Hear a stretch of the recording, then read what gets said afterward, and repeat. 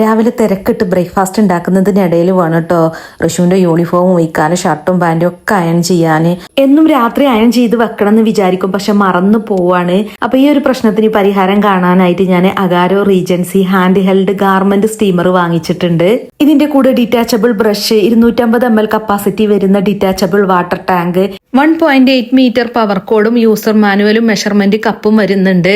ഇതും കൊണ്ട് വസ്ത്രങ്ങൾ, വിവിധ തരം തുണിത്തരങ്ങൾ, അപ്ഹോളസ്ട്രി എന്നിവയിലൊക്കെ സ്റ്റീമിംഗ് നടത്തി fresh and crease free look ആക്കാം. ഈ ബട്ടൺ വന്ന് പ്രസ് ചെയ്ത് കഴിഞ്ഞാൽ നമുക്ക് വാട്ടർ ടാങ്ക് വേർപ്പെടുത്താം. എന്നിട്ട് വണ്ണട്ടത്തിലേക്ക് വെള്ളം നിറക്കാൻ. അതിനുശേഷം ഇതിന്മേൽ ജസ്റ്റ് ഒന്ന് പ്രസ് ചെയ്ത് കഴിഞ്ഞ് നമുക്കിത് ലോക്ക് ആക്കാം. വാട്ടർ ടാങ്ക് വേർപ്പെടുത്തിയതിനു ശേഷം മാത്രം വെള്ളം ഒഴിക്കുക. അതിന്മേൽ ഘടിപ്പിച്ചിരിക്കുന്ന സമയത്ത് വെള്ളം ഒഴിക്കാൻ പറ്റില്ല. പ്യൂരിഫൈഡ് വാട്ടർ മാത്രമേ ഉപയോഗിക്കാൻ പറ്റുള്ളൂ. ടാപ്പ് വാട്ടർ യൂസ് ചെയ്യാൻ പറ്റില്ല.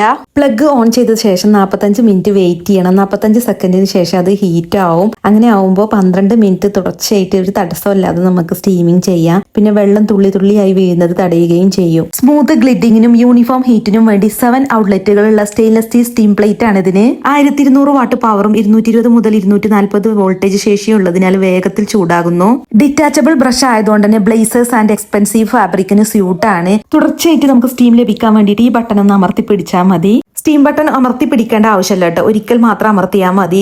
പിന്നെ ഇത് ഓട്ടോമാറ്റിക്കലി ഷട്ട് ഓഫ് ആവും. ലൈറ്റ് ആൻഡ് കോമ്പാക്ട് ആയതുകൊണ്ട് തന്നെ ട്രാവൽ ഫ്രണ്ട്ലി ആണ്. 1 ഇയർ വാറന്റി ഉണ്ട്. പിന്നെ ഇത് സാധാരണ അയൺ ബോക്സ് അല്ല കേട്ടോ, മറിച്ച് മർദ്ദം ചെലുത്തുന്നതിന് പകരം സ്റ്റീം ഉപയോഗിച്ചിട്ട് ചുളിവുകൾ നീക്കം ചെയ്യാൻ രൂപകൽപ്പന ചെയ്ത ഒരു സ്റ്റീമർ ആണ്.